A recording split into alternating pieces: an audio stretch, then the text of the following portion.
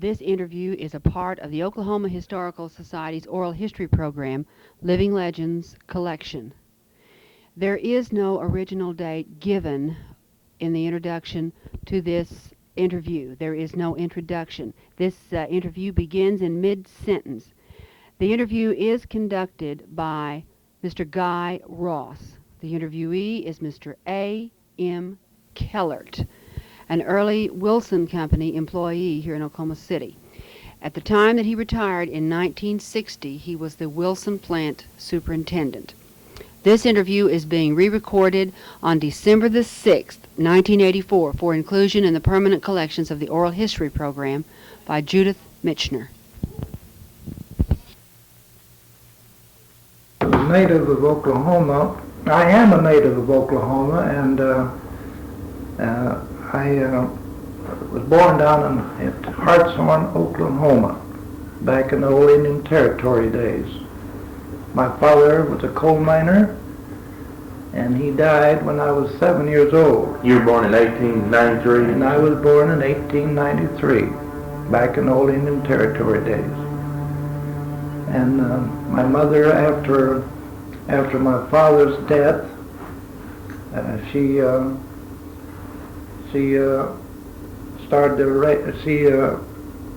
had a boarding house, and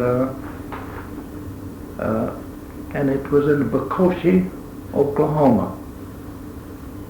And then that's where she remarried then 5 years after my father died. And my stepfather was he worked for a contractor for excavating. That's building railroads through Oklahoma. And of course Oklahoma was very few railroads, and we worked and he worked on and I was then they got a contract. This company that he was working for had a contract with building roads in Fort Smith, Arkansas, and we had taken 18 months to finish the streets, and it really was streets instead of roads in Fort Smith, Arkansas. From there, after that was completed, we moved. Then the company that he worked for got the contract for building the Northeast Lake Dam, and that's how we come to be in Oklahoma City. Now we moved here in Oklahoma City in 1910, and that's when the Northeast Lake was built. Well, after the lake dam was built, why then mother and father decided to settle down in Oklahoma City. So my stepfather, he got a job out to Swartchild and Salisbury. No, that was the meat packing? That's the meat packing. And before that, the Arma Morrison Company was building, and they opened up in 1910 after the stockyards built. Well, my father got a night watchman job with Swartchild and Salisbury, and then after I got old enough, I was about 17 at that time, I went to work out to the stockyards and helped them build the pens out there. I had a one-horse. I drove a one-horse wagon delivering concrete and cement and lumber to build the stockyards. This was in 1910? That's 1910. And then when the stockyard was practically built, I quit the stockyard and went to work for Morrison Company, and I worked there about a year while they were building Swartchild and Salisbury, which is now Wilson and Company. And I resigned over there, and then I went to work for Wilson and Company. I'll call it Wilson and Company because that's what it is, and it has been Wilson Company ever since 1916. Now that's when Wilson Company taken over as a company in 1916. Did they buy out the others? Yes, they bought out this Schwarzschilds and Sulzberger, and it's been Wilson Company ever since. And I went to work over there in the engineering department as a steamfitter helper. And I learned my trade as a steam fitter. And while I was learning the trade, I only went through only to the 5th grade. So in order to progress and have the opportunity to get the jobs when they open up, I went taking out courses with the International Correspondence School. Were you taking these courses in order to, before you became a steam fitter, or while you were? Yes, I did that before. While you were working on the. In other words, let me put it this way: the personnel man would come down every once in a while, and I knew him very well. And I would get in confidence with him, and I'd say, now, I want to grow with the company. Now, have you any suggestions? Now, I want to stay in the engineering department. And he made suggestions of what it would take to grow with the company as the opportunity present itself. Now, I always prepared myself ahead of time. I didn't wait till I got the job and then prepare myself, but the first course I'd taken with the International Correspondence School was steam fitting, heating, and plumbing. That was a heavy course. Now, I'd taken that out while I was still single. And then the war broke out, and I was drafted in the infantry. And I was with the 89th Division, 356th Infantry. And then I just continued the studying until I got back. But just as soon as I got back, then I started in studying and finishing up this heavy course that I had: steam fitting, heating, and ventilating. And then I returned in June and got married in September. But I continued the studying after I was married. And then in 1921, I was given the steam fitter foremanship job, 1921. And then I taken out a course on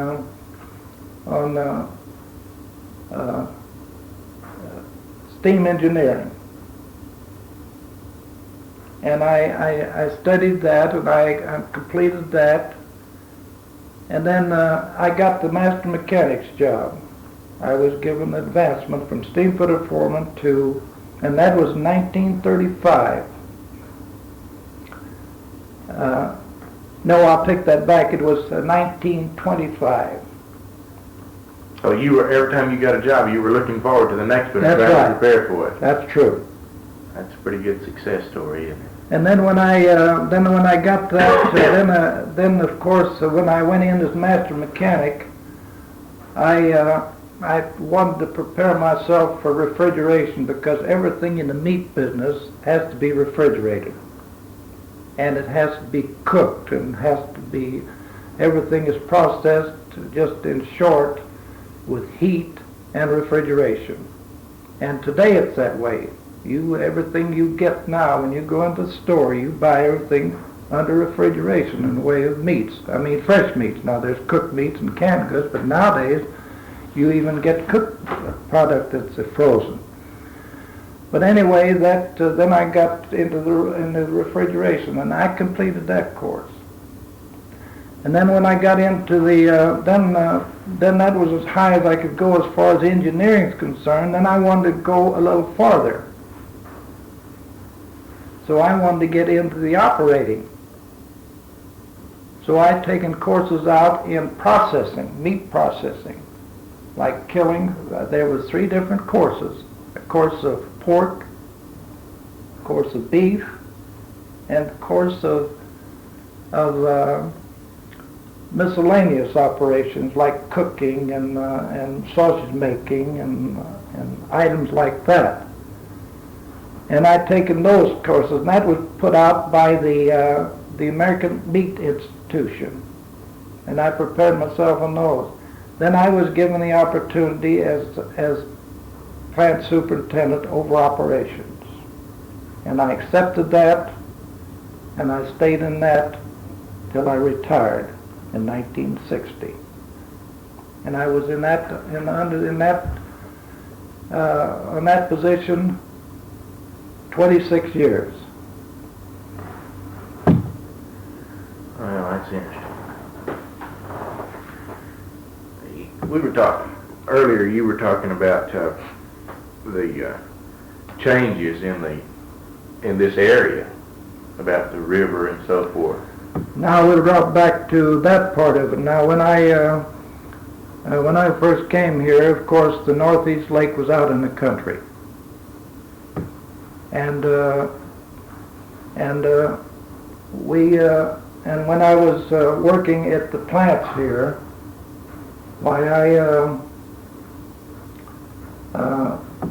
would be paid in nothing but gold, and it depended on what your salary was, and it would be in $5, $10, and $20 gold pieces. The paymaster would come in from the city, and he forded the North Canadian River at times when the bridge would be out, and it went out quite frequently because of nothing else but a wood bridge, a one-way traffic, and it wasn't concrete and steel like they make it today. And as you know, the North Canadian River, in the earlier days, they've straightened it out now, but in the earlier days it was just about as crooked as they could make them. And one time here, I think it was in the year of about 20 or 21, when they had built the lake,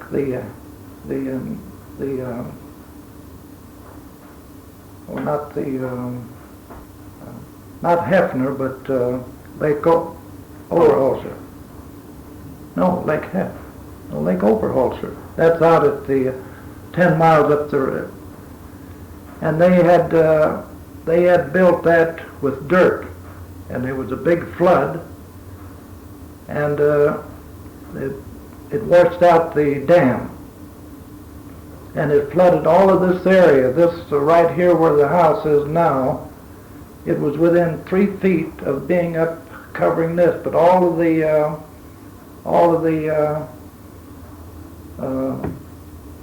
public market was all under about 6 feet of water. Is that right?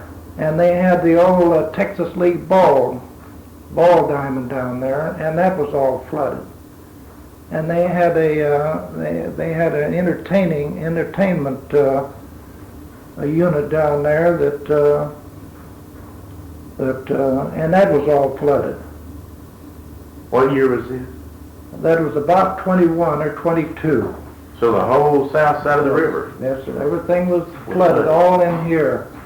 Of course, that was only till the water went down, but that was enough to damage all of that property down in through there. And so back to delivering the meat. Now, all the meat was delivered from the packing companies to the city by horses. And it was, the roads was not paved, no paved roads at all. You just was dirt roads. and uh, and everything was horse and buggy those days. Horses, everything pulled by horse. Very few cars, if any. And and everything, no transportation, whatever. Every place you went would be walking. If I went to town, I'd walk,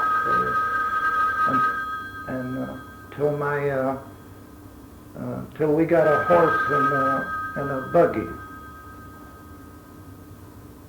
And so imagine that's pretty well about what happened during the early days. Was this part of the city limits of Oklahoma City south of the river then? No, that's another thing. Now, when the city dads here made a contract with the two Packers, they had agreed to keep the Packers out of the city limits, and which I think is just well, since I've retired, if they have put them in the city limits now, I don't know whether they're in the city limits today. You mean or not. the Packard companies may not be in the city limits? Yeah, that's right. I didn't know that. I doubt that they are right now. Well, what does the city just go around? Just went around them. And I think there's now I'm not saying that with any authority. Was it the city or the Packers that wanted it that way? The Packers wanted it that way because I guess it was on account of taxes. I don't know. You know, when the minute you're put in the city, well, then you're subject to city taxes. Huh? Yeah. Well, I didn't know that they weren't in the city or had. Now I know that they were not in the city when I retired in 1960. But if they're in there, since I guess you know the Packers, Wilson and Company, has built a new plant here. Yeah. They spent close to $15 million for a new plant. Armour and Company decided not to rebuild. And of course, if you're going to stay in business, you've got to grow with. If you're going to progress, you've got to grow. So they had a plant down here at Fort Worth. So they're feeding all of this area now from the Fort Worth plant, which we didn't. We did. This is as far south as we had a plant outside of Los Angeles. So we're delivering meat right now to all the areas like Louisiana, Texas, and New Mexico out of this plant. So we got a terrific business here. But anyway, that's beyond the point. I don't know now where. Well, one thing I'm interested in is you mentioned that they took the meat to Oklahoma City with horses. Which makes me think about how many changes there must have been during your 49 or 50 years with the company over how the meat was handled, brought in, and taken care of. Well, now the meat was all brought in just like they bring it in now. They bring it in on they didn't bring the meat, they bring the livestock. Yeah. They process it. And the livestock, there's a very little difference in delivering livestock now over what it was the early days. The only difference is everything come by car, by railroads. Now they come in by trucks. Did the ranchers just drive their cattle to the closest railroad and then? Yes, they had loading stations at different places at the railroads. Now they have stations where they load the trucks right up in their own ranches. Yeah. As you know. Yeah. But then they had to drive them to the railroad stations and they load them up in boxcars, and not in boxcars, but cattle cars. And the same way with hogs. But that's a great difference now. But from those days, everything came in by train. In fact, the opening day of 1910, when they opened up here, they had railroad cars lined up for miles and miles here to unload at the stockyards. Now they unload everything by truck. The biggest part, there's very little comes in by rail now. Is that right? That's fact, yeah. But that's before the automotive taken over. This probably represents great anxiety to the railroad people. You know, that 50 years ago the railroads were the only way they could get their cattle here, and now trucks bring them. I expect this represents a real problem to the railroad people. Well, you know that that's a present trend right now. The railroads have their problems and keep operating, as you know. But as far as stock is concerned, very little stock comes in the stockyards now by railroad. Well, what about the changes after it gets here, then in shipping it out?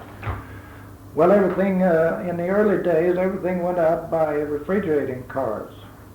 Today, the small hauls, well, in fact, the long hauls are all by truck now. Refrigerated trucks with refrigerating units in it. In the early days, they couldn't deliver the meat by truck because they didn't have any way of refrigerating it, and they were able to refrigerate the refrigerating cars. Today, all the trucks are equipped with refrigeration with units.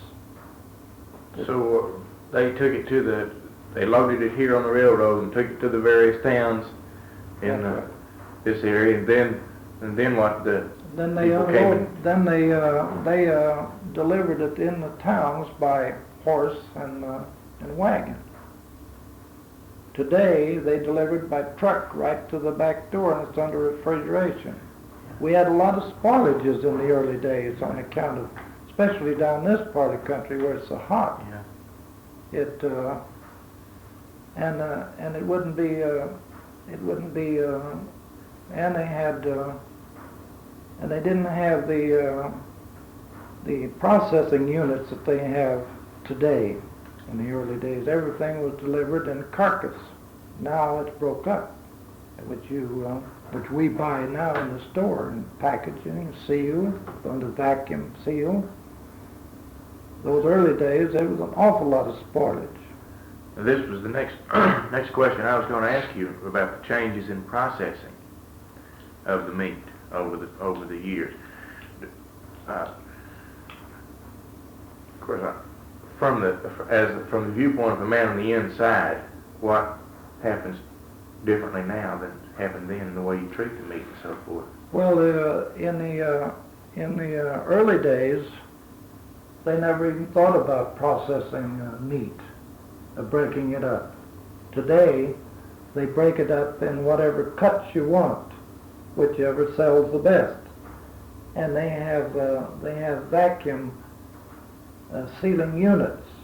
Everything like even special cuts. They break up cattle. A hog is broke up in loins and in shoulders, in trimmings, and bellies for bacon. And you can buy most any kind of cut that you want today, and it's sealed in a vacuum sealed container. In the early days, they didn't even break the cattle. They just the hogs. There was no such a thing as breaking a carcass cattle. Then they did cut up the hogs, but not like they do today. And it was just wrapped in paper and delivered. And the refrigeration wasn't near as good as today. In the early days, why, they were lucky if they had the temperature ranging but 10, 15 above zero. Today, they freeze the stuff in refrigerating units in 40 to 50 below zero temperature. In the trucks? No, in the plants before they put it in the trucks. Yeah. Then the trucks have their units that hold the temperature down just below freezing. So they take it right out of the sharp freezers, put it in the truck, and then they carry it to any destination. They deliver product right now from overnight hauling from here to Chicago. When they leave here, they have two drivers. That unit goes all the way and makes the delivery to the back door delivery. In the early days, the train would come up there and leave the coach, and then they'd have to have trucks that deliver it to the stores. Today, they don't have to do that. That's speed. And that's what makes your no problem at all is in handling product that will spoil. Was there any problem in having sanitary conditions and so forth? Yes, there's quite a story about this sanitary. It was in the early days. It was a problem to keep everything sterile and clean. But the government had their government inspectors. That is, as far as now there's a difference between big companies and little companies. And when you deliver, I'm not saying that they're not sanitary in the local slaughterhouses, but it's not required by government to have a government inspector inspect meats in a slaughtering house that don't deliver the product out of the state. Now, the big companies, when they deliver it every part of the country, they have to have government inspection. And they're very rigid. Has this always been true? Was That's it true yes, in 1920? Yes, sir. Yes, sir. Still back, I think, now I'm just quoting this from the best I can remember, but it's anyway in that area. In about 1916, I think there was a law passed that all interstate, I think that's what they call it, interstate deliveries have to be government inspected by federal government. Now we have state inspection, and that's for the local packers, where they don't deliver the meat out of the state. Now, did I make myself clear? Yeah. I remember in 1880 or sometime long back in there, there was quite a scandal in the nation about the sanitary conditions of the Chicago packing plants and so forth. But I guess this problem was licked by the time by the 1915, 20 along in there, wasn't it? That's true. Wasn't a problem anymore. Yeah, there's a book. It's amazing. It's I can't hardly believe it was that filthy, but there's a book out on packing, early packing house days when they first came out, and how filthy they were. Yeah.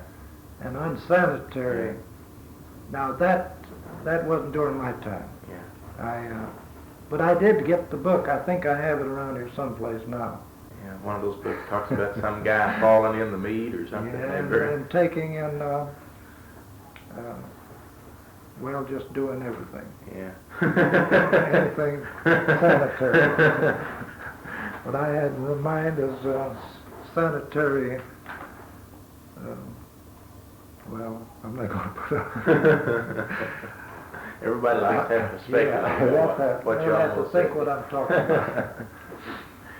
Well,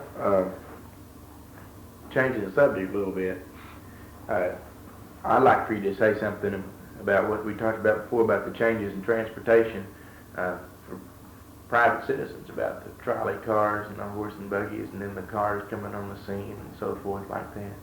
Well, in the early days, when I first came to Oklahoma, there was no such a thing as automobiles. there was very little paving, and but just on Main Street, but no outside paving. For the cars, now back, in fact, my first experience with a car was in 1915. I bought a Model T Ford, and the Model T Ford,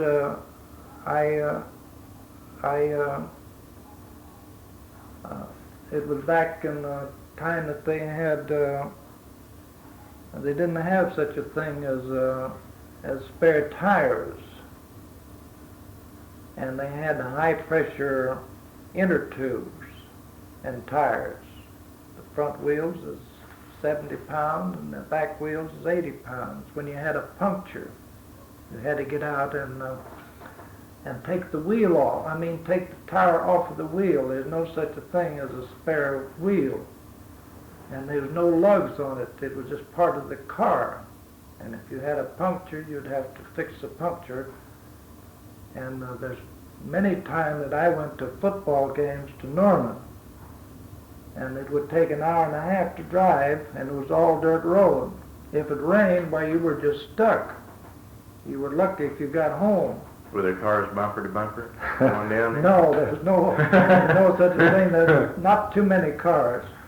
Back when I first went to work for the Packers, we built a garage out there for the executives. When the cars first came out, we built a garage out there for 12 cars, and that would hold all the executive cars. In fact, there was nobody had a car that unless it was an executive of the company. And that garage of 12 cars would hold all the cars that was in the for Wilson and Company. Was this 1915? That was back in 1915 and 16. No, this was back in back in 15. In fact, about 13, I will say, because we went every place we went in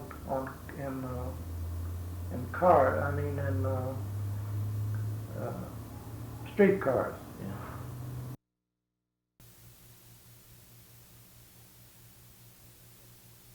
For Wilson and Company. Was this 1915? That was back in 1915 and 16. No, this was back in back in 15. In fact, about 13, I will say, because we went every place we went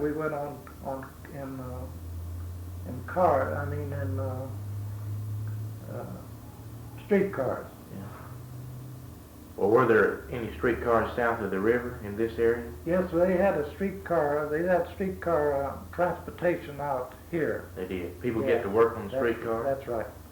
They get to work on streetcars, but nobody owned anything in the way of cars.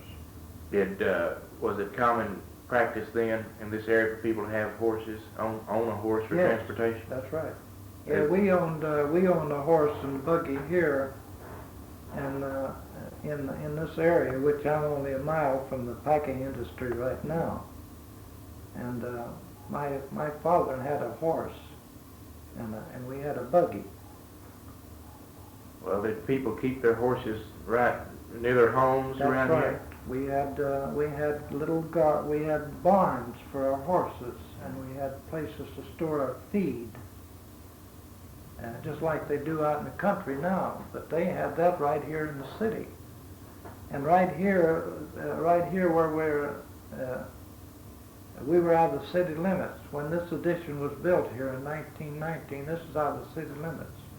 All this on Linden. That's right. And Exchange and all this was out of the city limits. Was it more sparsely populated, I guess, obviously, than it is now? When I moved here in 1919, there was just a house. Every other house, they left a lot vacant. Now, like I bought that lot there to keep them building on it, and I bought this lot over here to keep them building on this side.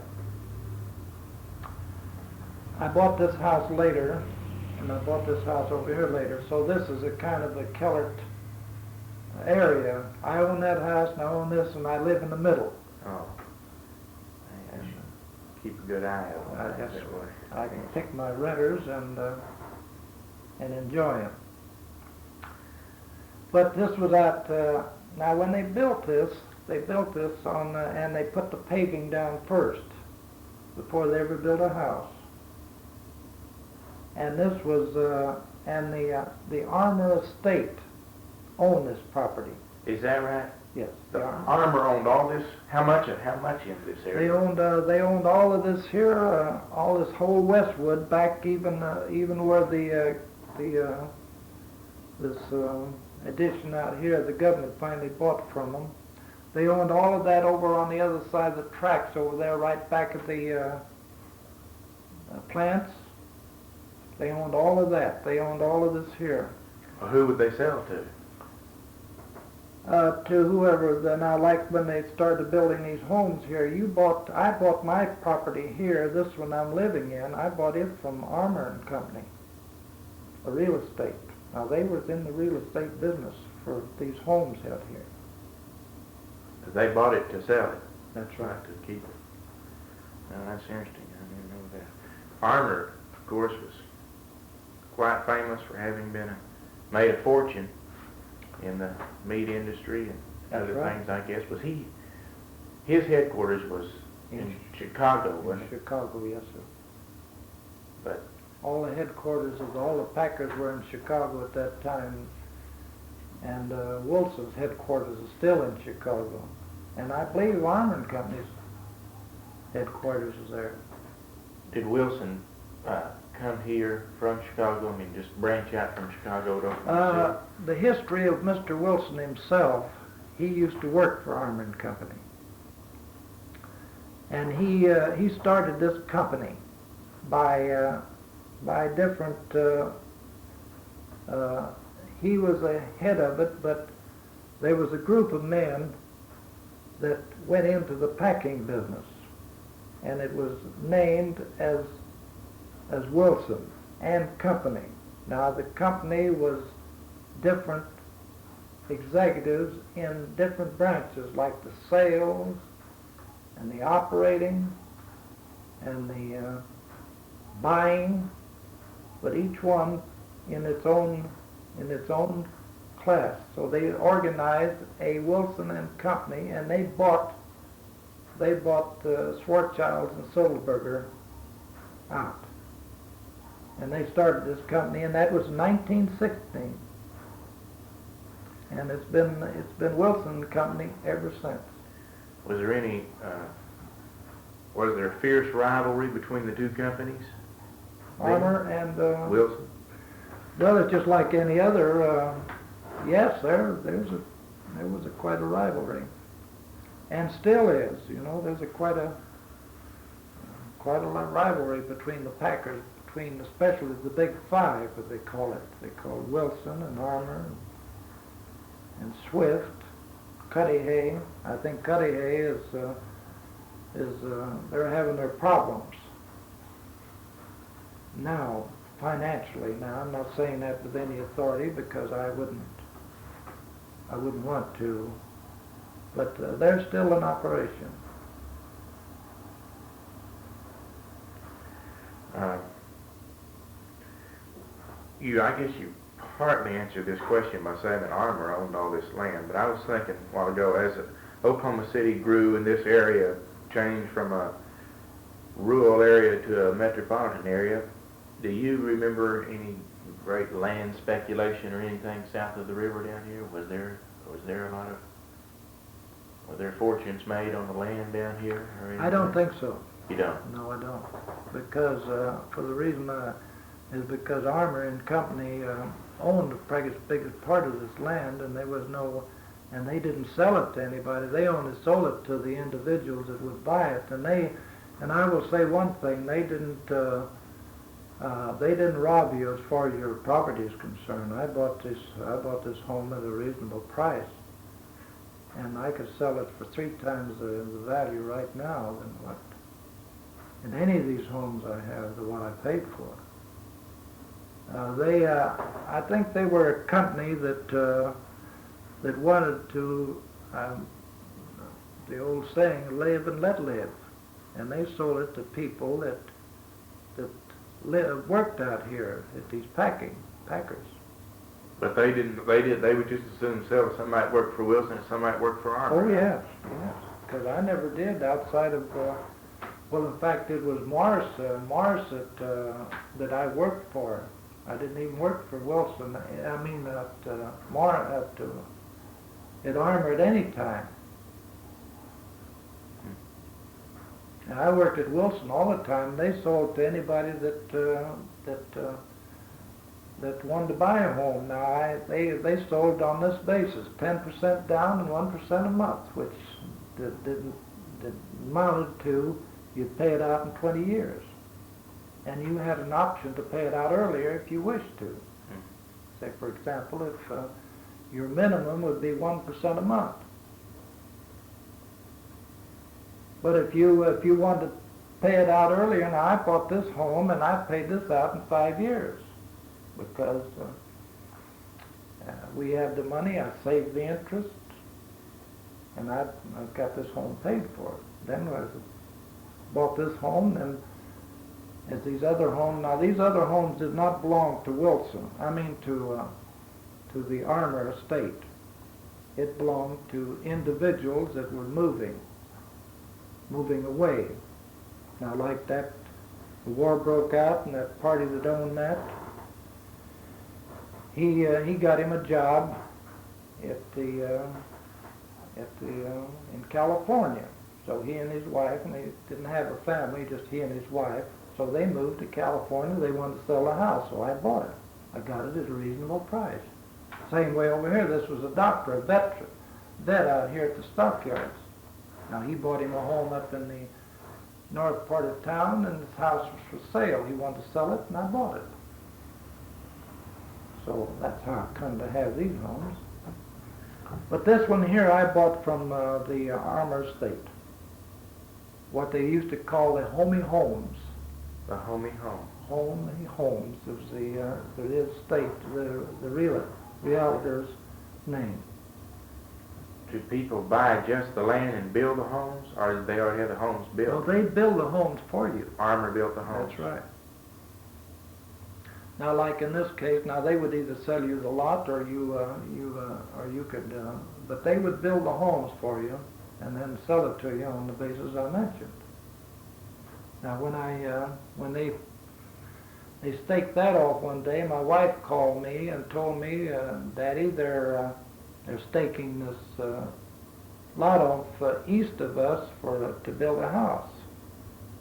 So I got off from work, come on out, went out there and talked to them, and asked them if they just wanted to, are they just building a home there for sale? He says, yes, it's not sold or anything like that. I said, would you be interested in just selling me the lot? He says, yes, we've got other places to build. So they sold me that lot. I bet you've been glad of that move ever since. Oh, yes. You can imagine a house built in between there, you'd be bottled off. This way you can see every direction, and the same way over on this side. But I bought this, I didn't wait till they staked it off over here. I got busy, and after I got that paid off, then I bought this house over here. Can you remember this land south of the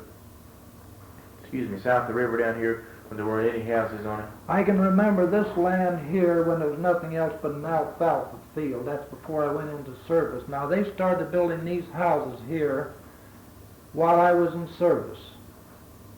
This was all a big alfalfa field. Nothing built whatsoever on any of this land. All this area down here south of the river.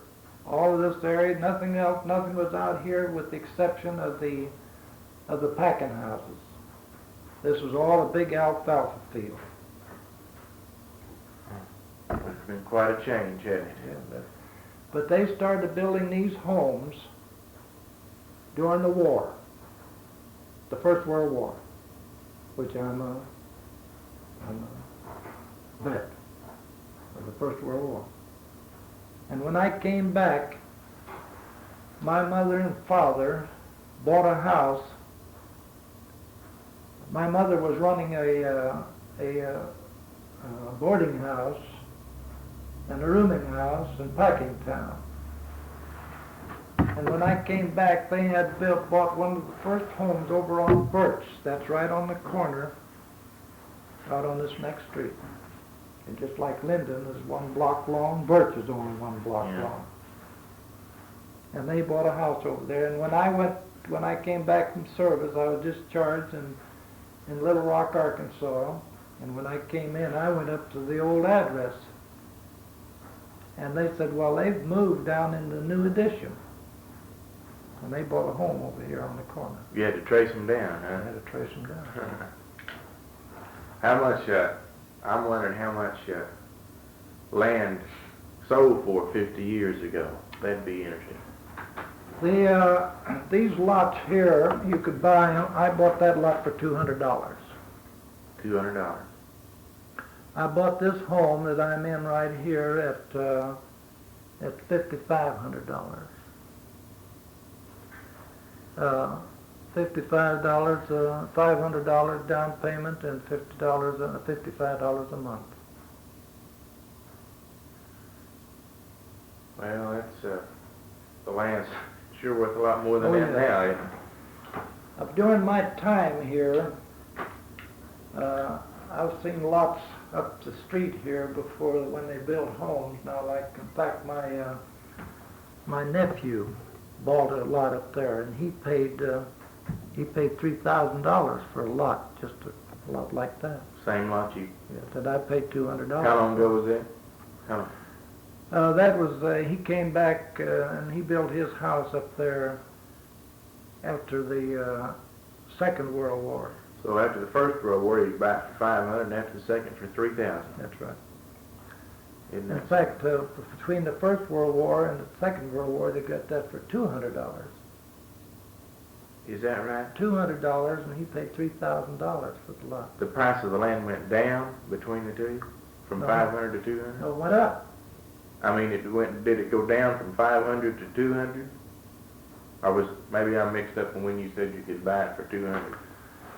No, I bought that. I bought that. Oh, you bought that after you didn't buy that. You bought that later, didn't you? I bought that 500? after we first got married, and we got married in 1919, and I would judge I bought that in about 1920. Oh. The Second World War was when he came back, when my nephew came back. He wanted to buy. He was working out here at the Wilson and Powerhouse when he went into service. When he came back, he didn't own a home, so he decided he wanted to build a home. So he bought a lot up here, just up the street here, about middle ways of the block. And he paid $3,000 for that lot. Well, that's quite a change in land prices. Well, let me ask you one more thing before we quit here. You talked about having driven a car for 52 years, if my math is right, and hadn't had a wreck. That's fantastic. Well, my record in Oklahoma City is I've been driving the car here since 1915. I have averaged driving between 12 and 15,000 miles a year. And I have never had an accident other than maybe a scratch fender during that period of time. Never been arrested? And never have been arrested, never had to go to court on account of a traffic violation of speeding. And been to the football games I've gone to and all that kind of stuff. I've gone to football games. In fact, I'm a very strong I'm sports-minded.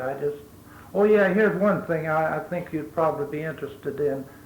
When my boys were growing up, when they first started out in amateur baseball in Oklahoma City, I sponsored a team in the amateur baseball here for 17 years. This kid amateur baseball that we have in Oklahoma City now, I sponsored the first 17 years of that amateur baseball. I'll tell you when I dropped out. I dropped out when they started paying umpires. Up to that time, There isn't a sign-off for this interview. Apparently, Mr. Ross must have run out of recording tape at this point in the interview, and it is not continued anywhere else on this tape.